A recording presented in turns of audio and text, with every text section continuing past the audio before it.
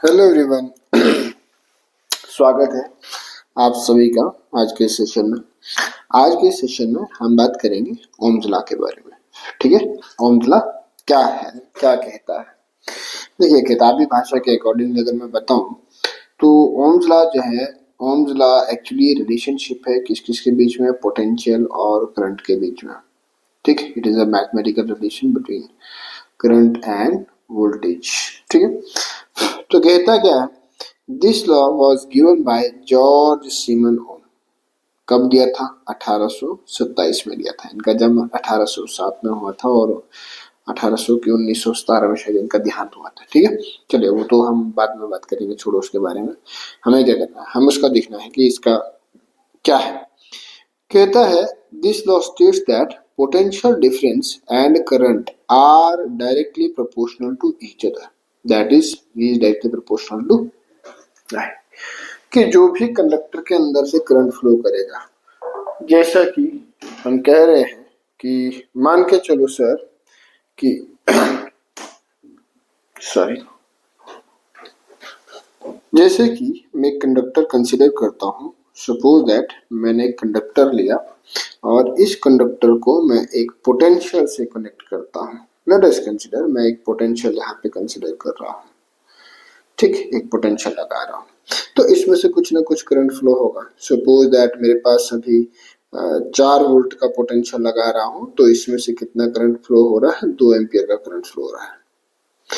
ठीक है, उसके बाद क्या कहता है कि अगर मैं 6 वोल्ट का पोटेंशियल लगाता हूँ, अगर मैं 6 वोल्ट का पोटेंशियल लगाता हूँ तो उसके कॉरस्पॉन्डेंस में हमारे पास करंट भी बढ़ेगा। लेट अस सपोज दैट कि 3 एम्पियर का करंट बढ़ेगा। अगर उसके बाद में मान के चलो कि 8 वोल्ट का या 9 वोल्ट का लगाता हूँ तो रेस्पेक्टिव वे में हमारे पास करंट भी बढ़ेगा। ठीक है, तो मान के चलो कि 4 एम्पियर के बराबर करंट हो गया। तो ये कहता है कौन? Ohm's law. कौन कहता है कि जैसे जैसे वोल्टेज बढ़ रही है वैसे वैसे हमारे पास करंट भी बढ़ रही है। ठीक है, ये तो रही किताबी भाषा। अच्छा, एक और फैक्टर यहाँ पे जो मैं बताना चाहूंगा कि हमने इंट्रोड्यूस किया R which is constant of proportionality. तो चलिए यहाँ पर आज आपको एक बेसिक कंसेप्ट क्लियर कर देते हैं कि आर जो कांस्टेंट ऑफ प्रोपोर्शनलिटी है, एक इक्वेशन में हम कांस्टेंट ऑफ प्रोपोर्शनलिटी क्यों इंट्रोड्यूस करते हैं? द क्वेश्चन इज दैट कि एक इक्वेशन में हम कांस्टेंट ऑफ प्रोपोर्शनलिटी क्यों इंट्रोड्यूस करते हैं। चलिए मैं एक एग्जांपल के उदाहरण से आपको समझाता हूँ। मैं मान के चलता हूँ, लेट लेट कोई स्टूडेंट है, मान के चलो कि प्रकुल है। एक मेरे पास स्टूडेंट है प्रकुल और he depends on his father.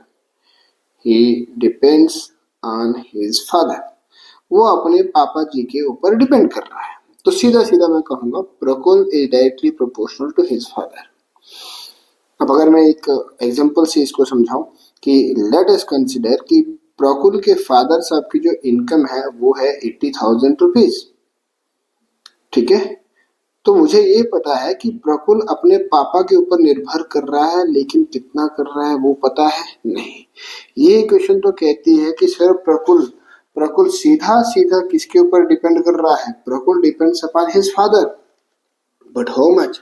क्या प्रकुल को इसमें से 10,000 मिलेगा, क्या 12,000 मिलेगा, कितना मिलेगा वो हमें नॉलेज नहीं है। जब हमारे पास प्रोपोर्शनलिटी है वो हमें नहीं पता है कि प्रकुल को कितना मिलेगा। ठीक है, तो प्रोपोर्शनलिटी को हटाने के लिए हम एक कांस्टेंट का यूज करते हैं। Suppose that Prakul equals to 1/10 of his father. तो 1/10 क्या है हमारे पास? ये 1/10 मेरे पास एक कांस्टेंट है। क्या है? कांस्टेंट है। जैसे इस इक्वेशन में ये आर मेरे पास कांस्टेंट है, ओम्स लॉ में आर मेरे पास एक कांस्टेंट है। ठीक, क्योंकि ये इक्वेशन तो कह रहा है ना सर कि जो करंट है वो सीधा सीधा किसके ऊपर डिपेंड कर रहा है? पोटेंशियल डिफरेंस के ऊपर डिपेंड कर रहा है, लेकिन कितना कर रहा है वो बता रहा है? नहीं बता रहा है। तो हमने यहाँ पे क्या कर दिया, एक कांस्टेंट ऑफ प्रोपोर्शनलिटी इंट्रोड्यूस कर दिया आर, जो कि बीच में इक्वलिटी का साइन लेके आया। तो यहाँ पे हमने क्या किया, 1/10। पहले केस में मुझे नहीं पता था कि प्रकुल को कितना मिल रहा था। अब सेकंड केस में क्या है, प्रकुल को कितना मिलेगा sir?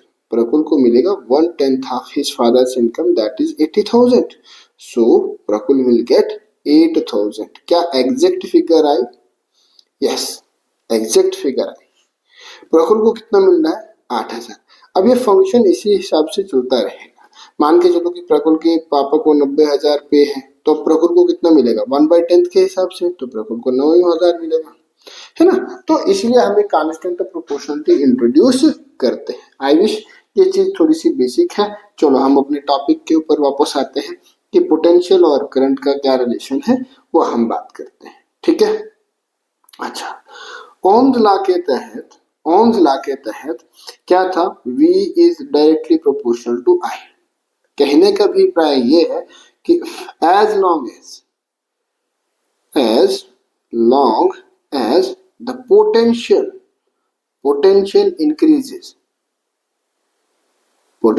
increases, current will also rise in the circuit। ठीक है भैया, ये इसके कहने का अभिप्राय है। अब मुझे एक बात बताओ, क्या आपने पुराने सेशन जिसके देखे हैं पोटेंशियल डिफरेंस और करंट क्या होता है? अगर मैं आपको रिकॉल करवाऊं तो पोटेंशियल डिफरेंस और करंट में क्या है? करंट हमारे पास क्या है? करंट हमारे पास सीधा सीधा सा है फ्लो ऑफ इलेक्ट्रॉन्स नहीं, flow of charge particles, flow of charge. ये हमारे पास क्या है? Equals to current. और पोटेंशियल क्या है हमारे पास? पोटेंशियल है हमारे पास एक एनर्जी, और पोटेंशियल हमारे पास क्या है? Potential difference. ये हमारे पास क्या है? Change in potential. ठीक है, चलो मैं इसको एक उदाहरण, बहुत सिंपल से उदाहरण से आपको समझाता हूं कि ओम्स लॉ एक्चुअली में क्या होता है ना, बहुत सारे बच्चों को ओम्स लॉ रटाया जाता है तो उनको पता ही नहीं होता कि ये बोल क्या रहा है, क्या बोलना चाहता है। मैं एक सिचुएशन आपके सामने कंसीडर करता हूं, ठीक है। एक मेरे पास ये स्लोप है और ये ग्राउंड है, ये स्लोप है और ये ग्राउंड है, ठीक। अगर यहाँ पे हम ग्राउंड से अबव हाइट देखें तो h हमारे पास कितना है? 0 है। तो ये potential energy mgh and that equals to 0। अब इससे आपका कोई अभिप्राय नहीं है, लेकिन चलो अगर कोई पूरा डीपली इसको समझना चाहता है तो वो समझ सकता है। तो यहाँ पर पोटेंशियल एनर्जी 0 है, और यहाँ पर अगर मैं बात करूँ, यहाँ पर पोटेंशियल एनर्जी पॉजिटिव है, ठीक। सपोज दैट यहाँ पर 10 जूल्स पोटेंशियल एनर्जी है। कितना जूल? 10 joule potential energy. अब ध्यान से सुनना। अब इसके ऊपर में एक बॉल रख देता हूं, ठीक। इसके ऊपर मैं बॉल रख देता हूं और ये बॉल यहां से खिसकता हुआ जब नीचे आ रहा है, तो मान के चलो नीचे आते आते इसने कितना टाइम लिया? इसने जो टाइम लिया, सपोज दैट 3 सेकेंड्स ले लिए। कितने सेकेंड्स? 3 सेकेंड्स, ठीक है। एक ये मान के चलो।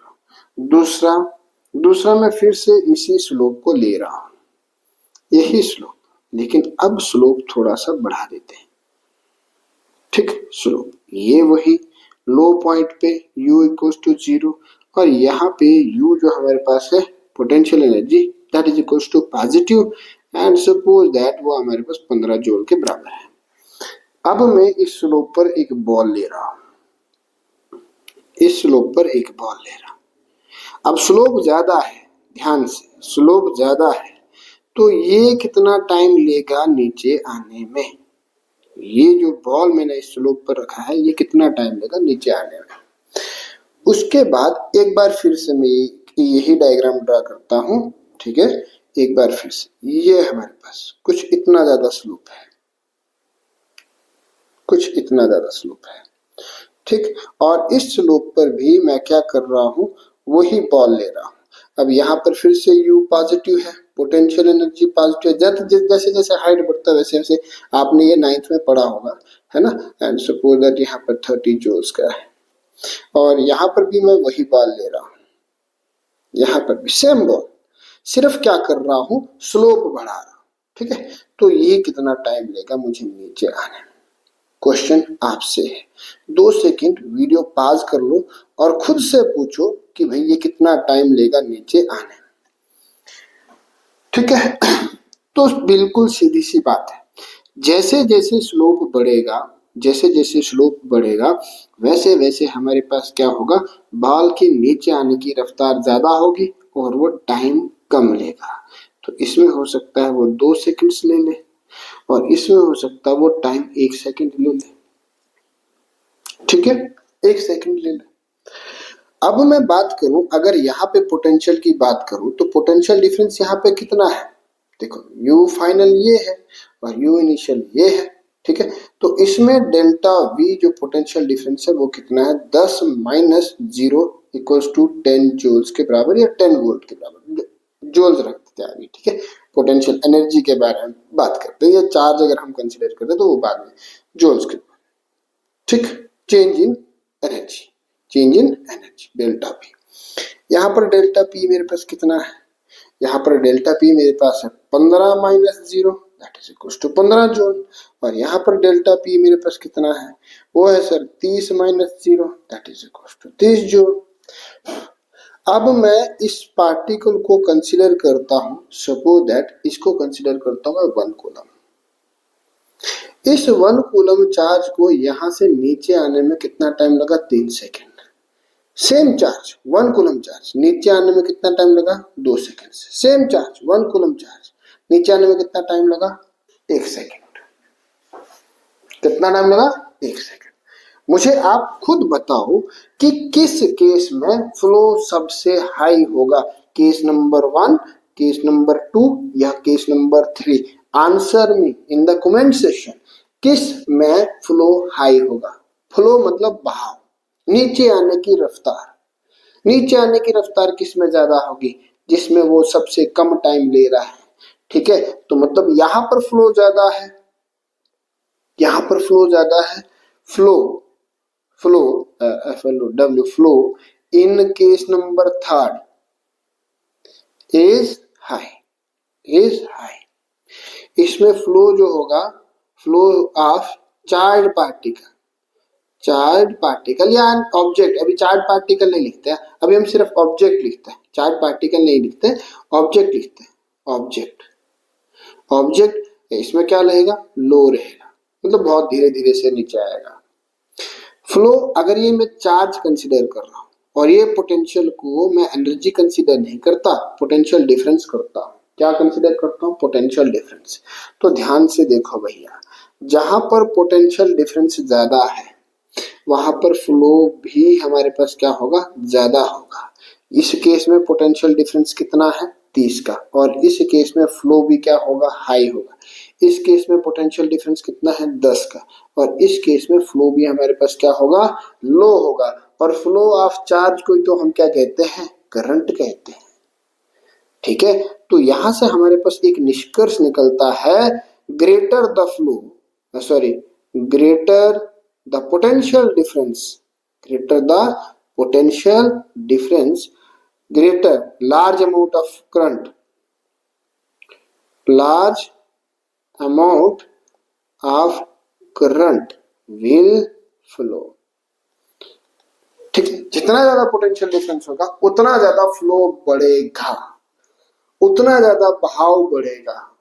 क्लियर, जितना ज्यादा पोटेंशियल डिफरेंस होगा उतना ज्यादा बहाव बढ़ेगा, और उसी भाव को हम कहते हैं करंट। चार्ज को चाहे 1 कूलम ही रख लो। देखो भैया, अगर I is equals to Q बटे में T, let us suppose that Q1 ही मैं मान के चलता हूं, Q1 ही मान के चलता हूं, और टाइम मेरे पास 10 सेकंड का, कितना, 10 सेकंड का। तो इस केस में करंट कितना हो गया सर, 0.1 एम्पियर। कितना, 0.1 एम्पियर। अब मैं चार्ज को फिर से वही बढ़ा देता हूं, चार्ज को वही मान के चलता हूं। ठीक, चार्ज को वही मान के चलता हूं, I is equal to Q upon T and that is equal to 1 coulomb charge. लेकिन टाइम को बढ़ा देता हूं, टाइम को कितना बढ़ा दिया, मान के चलो कि 20 सेकेंड। तो हमारे पास करंट कितना होगा, 0.05 है ना, 1/2, 1/2 कितना हो गया, 0.5 और 0.05 एम्पियर का करंट घटा। ठीक है, यहां पर फिर से मैं थर्ड केस में फिर से मैं वही कर रहा हूं। थर्ड केस में भाई देखो, चार्ज को मैं वही रखता हूं, Q is equal to 1 coulomb, but मैं टाइम को बढ़ा दो भैया, टाइम को बढ़ा दो, डेफिनेट सी बात है ना, पोटेंशियल अगर घटेगा तो टाइम फैक्टर बढ़ेगा, तो भैया हमारे पास कितना 30 सेकंड्स मान के चलो, तो यहाँ पर करंट का वैल्यू और ज्यादा डाउन आएगा।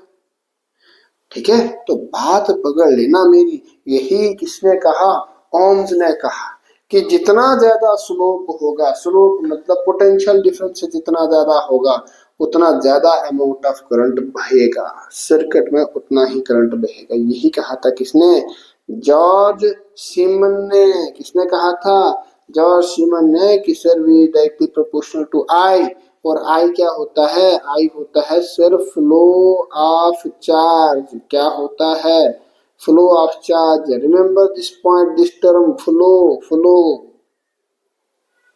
क्या है, फ्लो है। तो greater the potential difference greater will be the flow.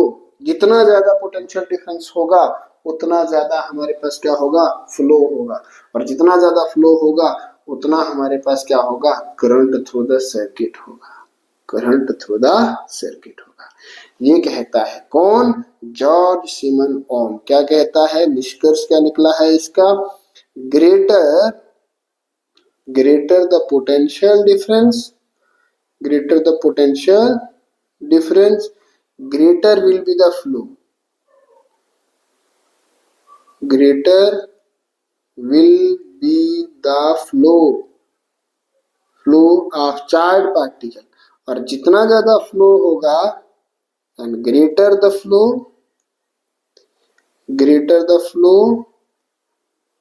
greater will be the amount of current, amount of current। Clear, clear. तो मैं इनडायरेक्टली इसको कह सकता हूं, जितना ज्यादा पोटेंशियल डिफरेंस उतना ज्यादा हमारे पास क्या, करंट का बहाव। पहली बात तो करंट को समझो, करंट क्या है, करंट क्या है, चार्ज ज्यादा करने से टाइम को फिक्स कर दो तब भी मेरे पास करंट बहता है, तब भी मेरे पास करंट ज्यादा है।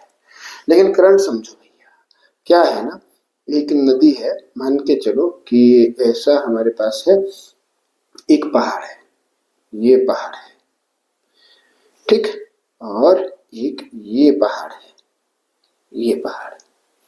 अब इस पहाड़ से मैं एक पत्थर को गिराता हूं, ध्यान से सुनना क्या बोल रहा हूं। इस पहाड़ से मैं एक पत्थर को गिराता हूं, ऐसे गिरता है गिरता है गिरता है, और हो सकता है वो नीचे तक पहुंच भी ना पाए, तो इसका फ्लो क्या है, कम है। क्यों, क्योंकि इसका स्लोप कम है, ये जो स्लोप बन रहा है ये स्लोप कम है।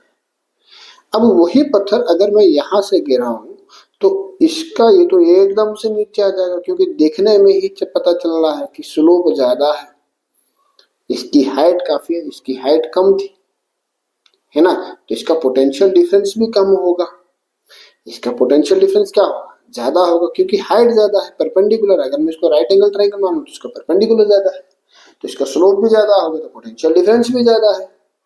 ये किस पॉइंट पे पोटेंशियल है और ये किस पॉइंट पे पोटेंशियल डिफरेंस ज्यादा है।